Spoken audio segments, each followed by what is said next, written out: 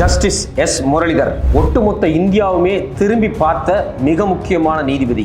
டெல்லி கோர்ட்ல வெளிப்படையா பாஜக அரசாங்கத்தினுடைய போலீஸ் அதிகாரிகளை பார்த்து கேட்கிறாரு. இங்க பாருங்க வீடியோ ஆதாரம். ஒரு பாஜக அமைச்சர் எப்படி எல்லாம் பேசுறாரு அப்படின்னு. இவர் பேசுனதுனால மிகப்பெரிய கலவரம் வந்திருக்கு. கிட்டத்தட்ட 50க்கும் அதிகமானவர்கள் அந்த கலவரத்தில் கொல்லப்பட்டிருக்காங்க. ஆனா இதுவரைக்கும் இவ்வளவு ஆதாரத்தை வச்சுட்டு ஏன் வழக்கு பதிவு பண்ணல? 24 மணி நேரத்துக்குள்ள நீங்க இதுக்கு நடவடிக்கை எடுக்கணும் அப்படின்னு அவர் உத்தரவிட்டார். அவர் இந்த உத்தரவை கொடுத்த 24 மணி நேரத்துல டெல்லி கோர்ட்ல இருந்தே இந்த மோடி அரசாங்கம் அவரை டிரான்ஸ்பர் பண்ணாங்க. ஒட்டுமொத்த இந்தியாவுமே ஜஸ்டிஸ் முரளிதருக்கு ஆதரவா திரண்டுச்சு. இவ்வளவு முக்கியமான அந்த நீதிபதி, மோடி அரசாங்கத்தினுடைய கண்ணில் விரல விட்டு ஆட்டின அந்த நீதிபதி நேற்றுக்கு ஒரு மிக முக்கியமான விஷயம் குறித்து பேசியிருக்கிறார். சில மிக முக்கியமான வழக்குல எப்படியெல்லாம் உச்ச நீதிமன்றம் நடந்துச்சு அப்படின்னு நேரடியான விமர்சனத்தை முன்வைக்கிறார். அவர் நேற்று சொன்ன சில முக்கியமான விஷயங்கள் ஒட்டுமொத்த இந்தியாவினுடைய நீதிமன்றங்களையும் நீதித்துறையும் திரும்பி பார்க்க வச்சிருக்கு. ஏன் எதுக்காக இவ்வளவு முக்கியமான விஷயத்தை இப்ப அவர் பேசினாரு? இதுக்கு பின்னாடி நடந்துட்டு இருக்கக்கூடிய அரசியல் என்ன? ஏன் இவரை கண்டு மோடி அரசாங்கம் பயந்தாங்க? வணக்கம், இது தமிழ் குரல். நான் உங்கள் சத்யராஜ். 2020 டெல்லியில் ஒரு மிகப்பெரிய கலவரம் வந்துச்சு. அந்த கலவரத்தினுடைய அடிப்படை என்ன அப்படின்னு பாத்தீங்கன்னா, சிஏஏன்னு சொல்லக்கூடிய குடியுரிமை சட்ட திருத்தத்துக்கு எதிராக ஒரு மிகப்பெரிய போராட்டம் நடந்தது.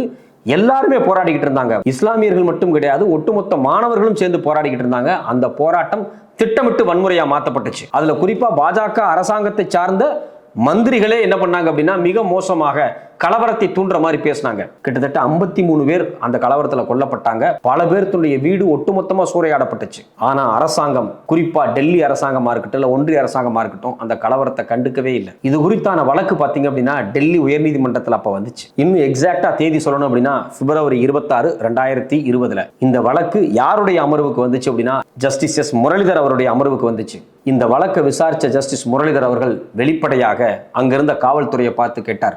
இன்னும் சொல்ல போனா காவல்துறையை வச்சு செஞ்சாருன்னே சொல்லணும். எப்படியெல்லாம் பாஜக அரசாங்கத்தை சார்ந்த மினிஸ்டர்ஸே பேசினாங்க, எம்பிஸ் எல்லாம் பேசினாங்க, அந்த வீடியோவை எல்லாத்தையும் எடுத்து வச்சு போலீஸ்காரன்ட்ட காமிச்சார்.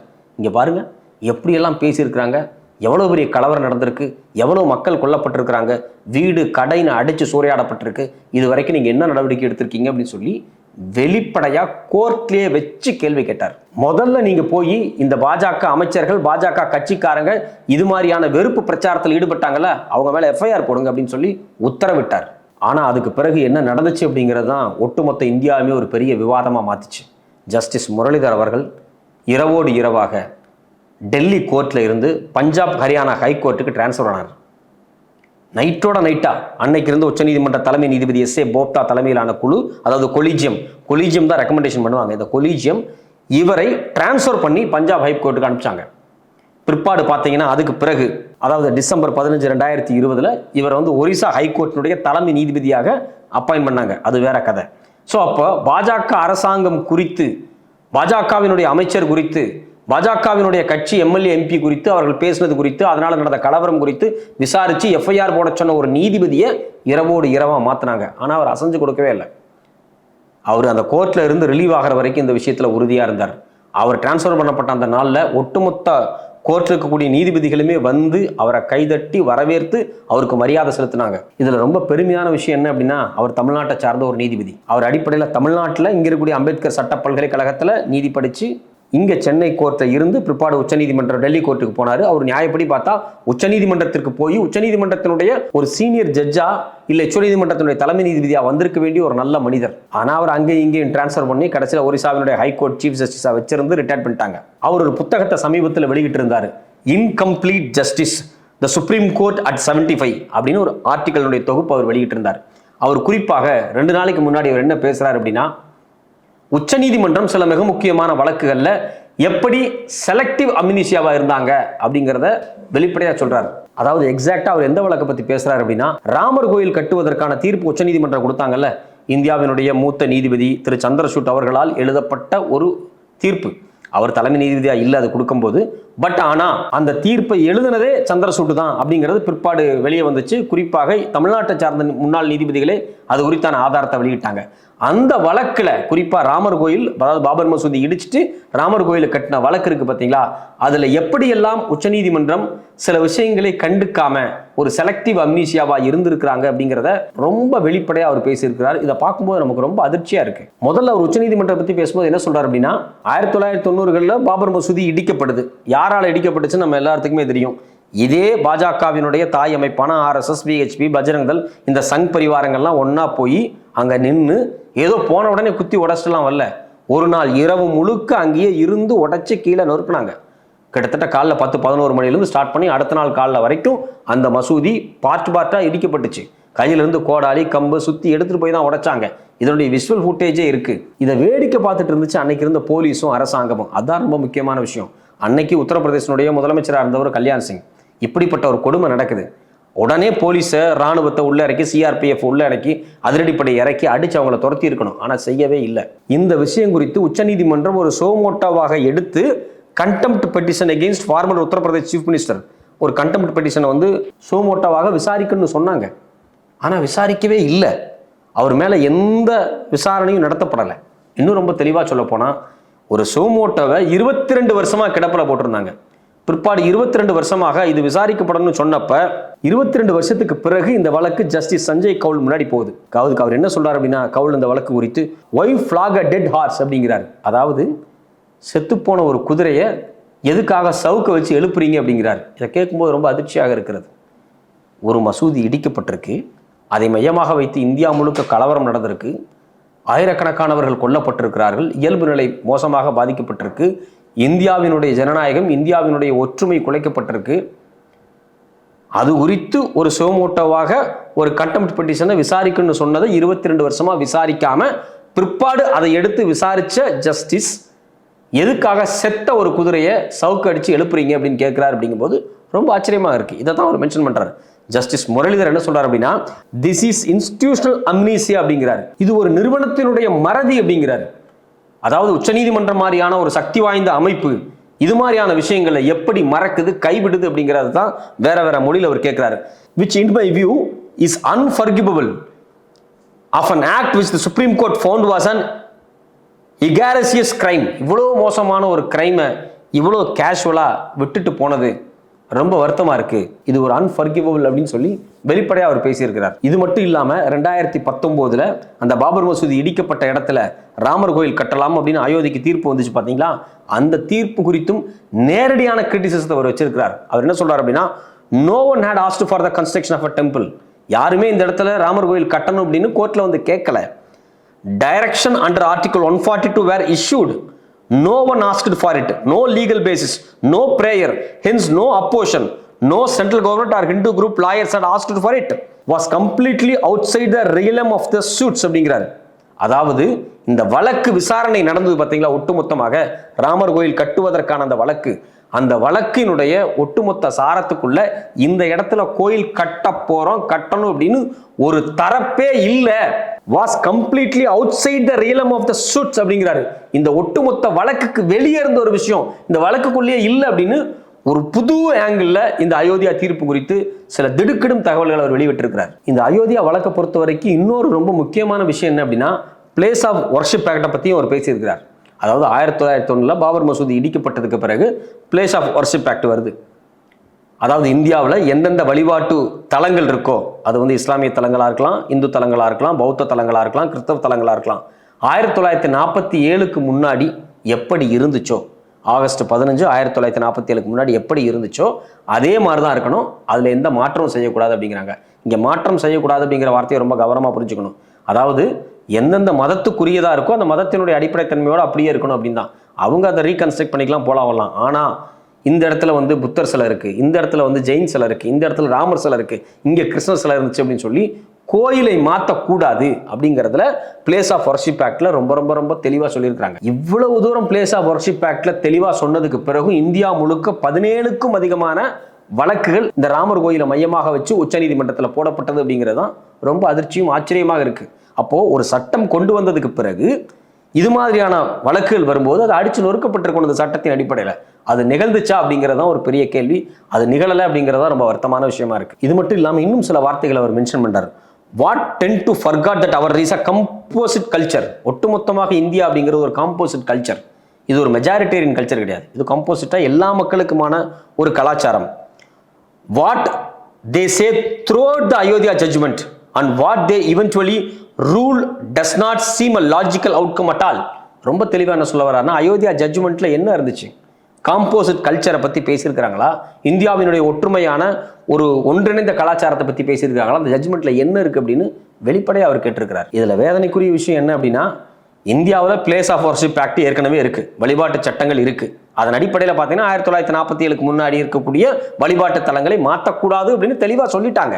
ஆனால் அதுக்கு பிறகு பார்த்தீங்க அப்படின்னா ஞானவாபி மசூதியில், அதாவது உத்தரப்பிரதேசத்தில் வாரணாசி பகுதியில் இருக்கக்கூடிய ஞானவாபி மசூதியில் அங்கே வந்து சிவலிங்கம் இருக்கு, நாங்கள் போய் வழிபடணும் அப்படின்னு சொல்லி புதுசாக ஒரு குரூப், இந்த சட்டம் இருக்குது, ராமர் கோயிலுக்கு பாசிட்டிவான தீர்ப்பு வந்துருச்சு, அதுக்கு பிறகு ஒரு குரூப் திரும்பவும் வழக்கு போட்டு நாங்கள் போய் இந்த மசூதிக்குள்ள போய் சிவலிங்கத்தை வணங்க போறோம் அப்படின்னு சொல்லி ஒரு பெரிய பிரச்சனை பண்ணி வாரணாசி கோர்ட்ல கேஸ் போட்டு, அந்த கேஸ் அலகாபாத்துக்கு வந்து பிற்பாடு உச்சநீதிமன்றத்துக்கு இது விசாரணைக்கு வரும்போது அன்னைக்கு உச்சநீதிமன்றத்தினுடைய தலைமை நீதிபதியாக இருந்த திரு சந்திரசூட் அவர்கள் வாரணாசி கோர்ட் கொடுத்த உத்தரவு சரின்னு அவர் வந்து அதுக்கு அவமதிக்கிறார். அதை பார்க்கும்போது ரொம்ப அதிர்ச்சியாக இருக்குது. வாரணாசி கோர்ட்டுடைய பிரச்சனை என்ன அப்படின்னா, அங்க சிவலிங்கம் தான் இருக்கா, இந்தியாவினுடைய தொல்லியல் துறை போய் ஆய்வு பண்ணுங்க அப்படின்னு சொல்லி தொல்லியல் துறைக்கு உத்தரவு எடுக்கிறாங்க.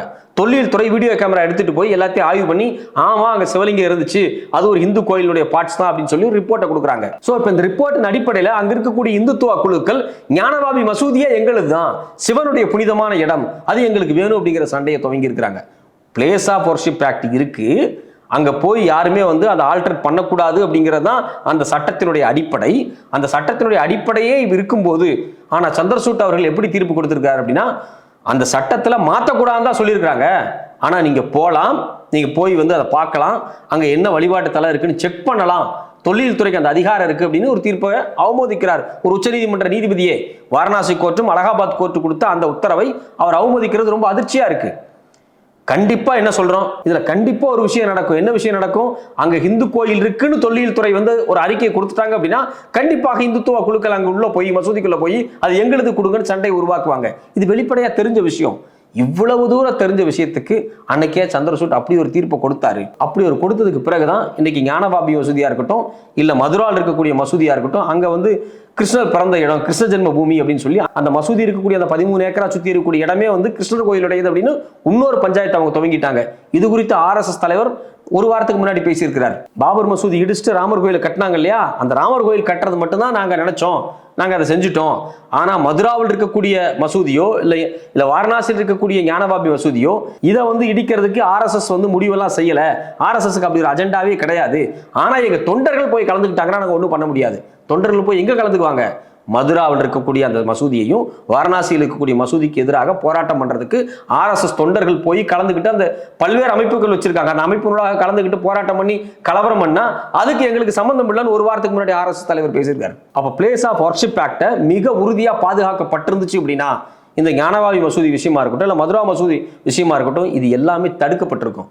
ஆனா சந்திரசூட் அவர்கள் அந்த place of worship act consider பண்ணாரா அப்படிங்கிற கேள்வி முரளிதர் பேசுவதனூடாக நமக்கு வந்திருக்கு. இதுல இன்னொரு மிக முக்கியமான விஷயம் என்ன அப்படின்னா, இப்ப தலைமை நீதிபதியா இருக்கக்கூடிய BR கவாயா இருக்கட்டும், இல்ல இதுக்கு முன்னாடி இருந்த சஞ்சீவ் கண்ணாவா இருக்கட்டும், இவங்க ரெண்டு பேருமே தெளிவா என்ன சொன்னாங்க அப்படின்னா, எங்களுடைய பதவி காலம் முடிஞ்ச உடனே அரசாங்கம் கொடுக்கக்கூடிய எந்த பதவியும் நான் ஏத்துக்க மாட்டோம், நாங்க உச்சநீதிமன்றத்தினுடைய தலைமை நீதிபதியாக இருந்து ரிட்டையர் ஆயிட்டோம், அவ்வளவுதான். இனிமேல் வெளியே போனதுக்கு பிறகெல்லாம் நாங்க வந்து அரசாங்கம் கொடுக்கக்கூடிய பதவியை நாங்க கன்சிடர் பண்ண மாட்டோம், அதுக்கு போக மாட்டோம் அப்படின்னு ரொம்ப ஸ்ட்ரெயிட் ஃபார்வர்டான ஒரு ஸ்டேட்மெண்ட் விட்டார். அந்த ஸ்டேட்மெண்ட் விடுறதுக்கான காரணமே என்ன அப்படின்னா, ராமர் கோயிலில் தீர்ப்பு கொடுத்த 5 முக்கியமான நீதிபதிகள் எல்லாருமே வந்து ரிட்டையர்ட் ஆனதுக்கு பிறகு பார்த்தீங்கன்னா ஒட்டுமொத்தமாக அரசாங்கம் கொடுக்கக்கூடிய பதவியில் உட்கார்ந்துருக்காங்க. அது பெரிய கான்ட்ரவர்சியாக மாறி இருக்கு. ஆப்வியஸா அது மாதிரியான ஒரு கான்ட்ரவர்சி வரத்தான் செய்யும். அந்த கான்ட்ரவர்சி வந்துடக்கூடாது அப்படிங்கிறதுக்காக இன்னைக்கு இருக்கக்கூடிய தலைமை நீதிபதி அவர் தலைமை நீதிபதியாக பொறுப்பேற்கிறதுக்கு முன்னாடியே சொல்லிட்டார். இப்போ ராமர் கோயிலை பொறுத்த வரைக்கும் பார்த்தீங்க அப்படின்னா, அயோத்தியா தீர்ப்பில் அசோக் பூஷன் இவர் ஒரு தீர்ப்பு கொடுத்ததில் 5 பேர் கொண்ட நீதிபதிகள் ஒருத்தர். இவர் இன்னைக்கு நேஷனல் கம்பெனி லா ட்ரிபியூனலுடைய தலைவராக இருக்கார். அது மட்டும் இல்லாமல் ரஞ்சன் கோகாய் தலைமை நீதிபதியாக இருந்தவர், அவர் இன்னைக்கு பாஜகவினுடைய ராஜ்யசபா நாமினேட்டட் எம்பியாவே மாறிட்டார். 3வது யாருன்னு பார்த்தீங்கன்னா அப்துல் நாசர், இவர் ஒரு இஸ்லாமிய சிறுபான்மையின வகுப்பிலிருந்து வந்த ஒரு முக்கியமான நீதிபதி. இவர் இன்னைக்கு ஆந்திர பிரதேசனுடைய கவர்னராக இருக்காரு. இவரும் பார்த்தீங்கன்னா அயோத்தியா தீர்ப்புக்கு ஆதரவாக இருந்தவர் அந்த 5 பேருக்கு நீதிபதியில். இன்னொருத்தர் பார்த்தீங்கன்னா SA போப்தா, இவர் மகாராஷ்டிராவுடைய நேஷனல் லா ஸ்கூலோட சான்சலராக உட்கார்ந்துருக்கிறார். இவரும் அந்த 5 பேர்களில் ஒரு நீதிபதி. அடுத்தது பார்த்தீங்கன்னா சந்திரசூட், நம்ம எல்லாத்துக்குமே தெரிஞ்சவர் தான். அவர் வந்து டிஸ்டிங்விஷ்டு ப்ரொஃபஸராக நேஷனல் லா யூனிவர்சிட்டியில் போய் உட்கார்ந்துருக்கார். ஸோ அப்போ இது ஒரு கான்ட்ரவர்சியாக மாறி இருக்கு.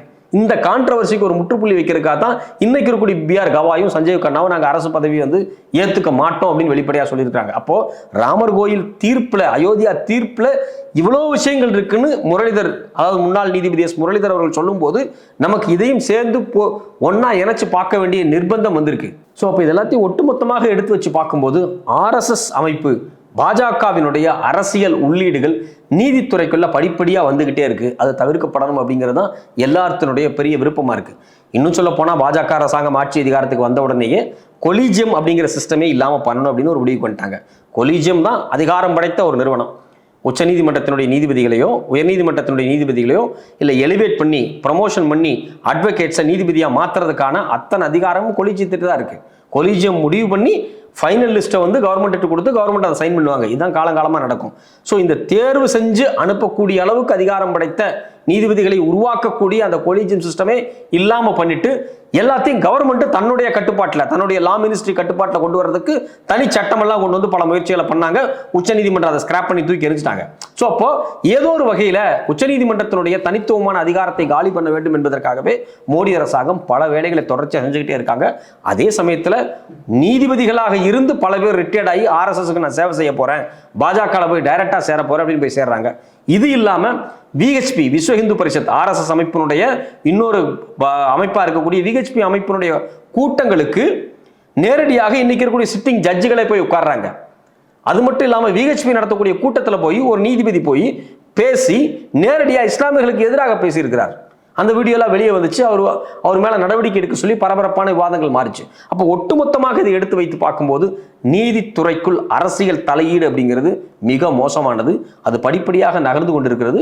அது ஒரு முடிவுக்கு வரும்போது தான் இந்திய ஜனநாயகம் பாதுகாக்கப்படும். இன்னைக்கு உச்சநீதிமன்றத்தினுடைய தலைமை நீதிபதி ரொம்ப அழகா சொல்லியிருக்கிறார், செப்பரேஷன் ஆஃப் பவர்ஸ் நாங்கள் மதிக்கிறோம். அதாவது கவர்மெண்ட்டுக்கு இருக்கக்கூடிய தனி அதிகாரம், சட்டமன்ற நாடாளுமன்றத்துக்கு இருக்கக்கூடிய அதிகாரம், எக்ஸிக்யூட்டிவ் இருக்கக்கூடிய அதிகாரத்தை நாங்கள் மதிக்கிறோம். ஆனால் நாங்கள் கஸ்டடியன் ஆஃப் த கான்ஸ்டிடியூஷன், அரசியலமைப்பு சட்டத்தை பாதுகாக்க வேண்டிய பொறுப்பு நீதித்துறைக்கு இருக்கு. அதை எந்த நிறுவனம் மீறினாலும் அந்த நிறுவனத்தின் மீது அதை நாங்கள் வேடிக்கை பார்த்து கொண்டிருக்க மாட்டோம் அப்படிங்கிறத தெளிவாக சொல்லியிருக்கிறார். அதே கருத்தை நாம் அனைவருமே வழிமொழியணும். உச்சநீதிமன்றத்தினுடைய தலைமை நீதிபதி சொன்ன மாதிரி இங்கு இருக்கக்கூடிய தனித்துவமான அதிகாரம் தனித்துவமாக பாதுகாக்கப்பட வேண்டும். அரசாங்கத்தினுடைய சித்தாந்தங்கள் நீதித்துறைக்குள் தலையீடுகள் இருக்கக்கூடாது அப்படிங்கிறது தான் எல்லாருடைய விருப்பமா இருக்கு. பொறுத்திருந்து பார்ப்போம் இது மாதிரியான தடையீடுகள் ஒட்டுமொத்தமாக ஒரு முடிவுக்கு வருமா என்று.